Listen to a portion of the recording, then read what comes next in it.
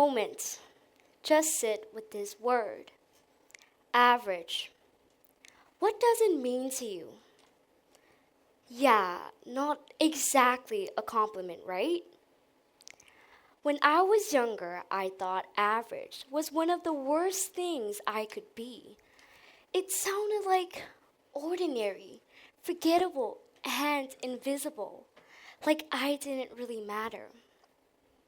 Good afternoon, everyone. My name is Crystal, and today I want to address something that lingers in all our minds, even if we pretend it doesn't exist.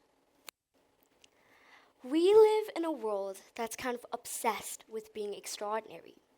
From social media, to school rankings, to those top achiever boards and hallways, it feels like everyone is chasing the same thing, to be the best. And honestly, I've chased it too. I've studied harder, worked longer, and volunteered more.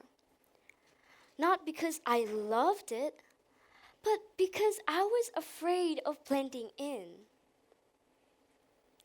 But somewhere along the way, something strange happened.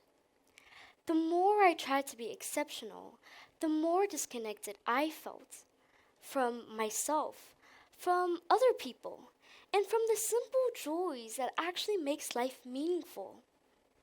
Here's what I realized. If everyone were to be extraordinary, then the word extraordinary wouldn't mean anything anymore. Statistically speaking, and yes, I've checked, most of us fall somewhere in the middle. And that's okay. That's not failure. That's the reality. In maths, it's actually called the bell curve theory. It shows that most people are at the top, some are at the bottom, and the remaining ones are right in the middle.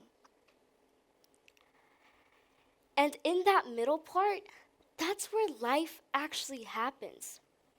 It's the people who shows up every day, the friends who support each other quietly, and the people who keeps going even when life feels heavy. Being average doesn't mean giving up. It means being real. But somehow we've turned that reality into a personal disappointment. We compare our normal, everyday lives to someone else's best moments. And when we don't measure up, we think something must be wrong with me. But what if nothing is wrong at all? Let me tell you about one moment that really stayed with me. It was math class. Our teacher was handing back test papers. The person next to me got a 98. The person in front of me got 100. And there was me, awkwardly holding my very average 62. I smiled on the outside, but inside I felt that familiar sting. Not great, not terrible, just in the middle. I remember thinking, is this it? Is this who I am? I looked around and everyone else was celebrating their scores, and I wasn't. But then something unexpected happened. My friend leaned over and whispered, "Hey, that's okay. You tried. You're learning. That's what matters." My teacher noticed it too. He said, "Grades don't define you. What matters is showing up, doing your best, and keeping the curiosity alive." At first, it sounded like empty words, but slowly I started seeing it differently. That 62 wasn't a failure. It was a reminder. I didn't have to be at the top to matter. I didn't have to be perfect to grow. I didn't have to win every single time to make a difference.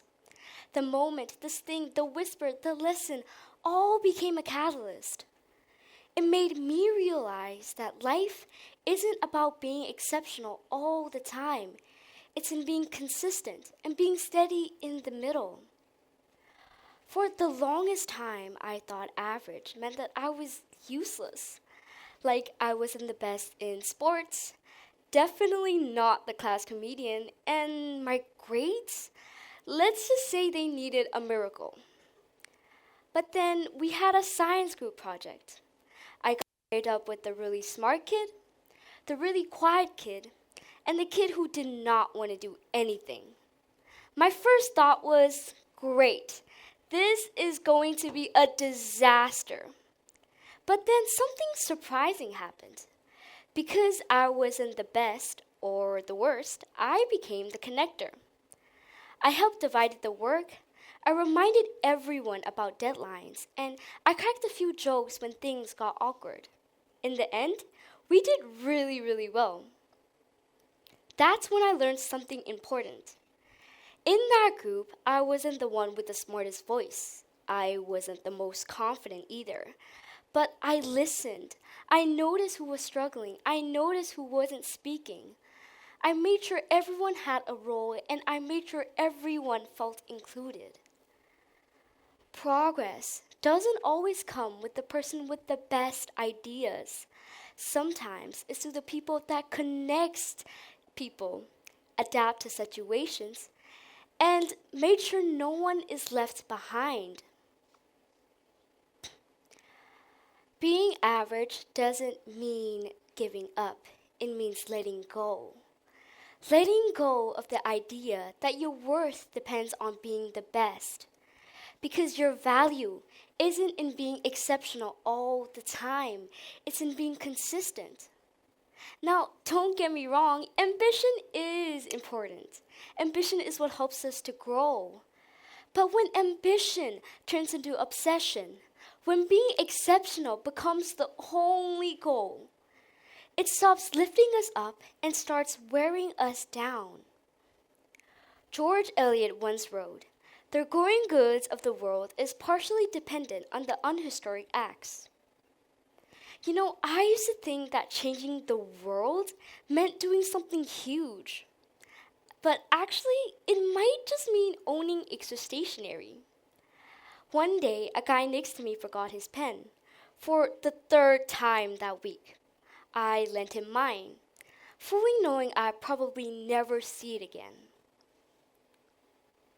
No dramatic moments, no life lesson speech, just one less pen and one less stress student. That's when it hit me. The world doesn't only improve through the big historic acts. Sometimes it's through the people that does small things without expecting anything in return. We often think that only famous people like astronauts or presidents or inventors change the world, but actually, every small good thing we do, like helping a friend, sharing kindness, and being honest, adds up. Those are the unhistoric acts that makes the world better. So no, you don't need to save the planet today. Maybe just recycle. That's a solid start. So here's my question for you.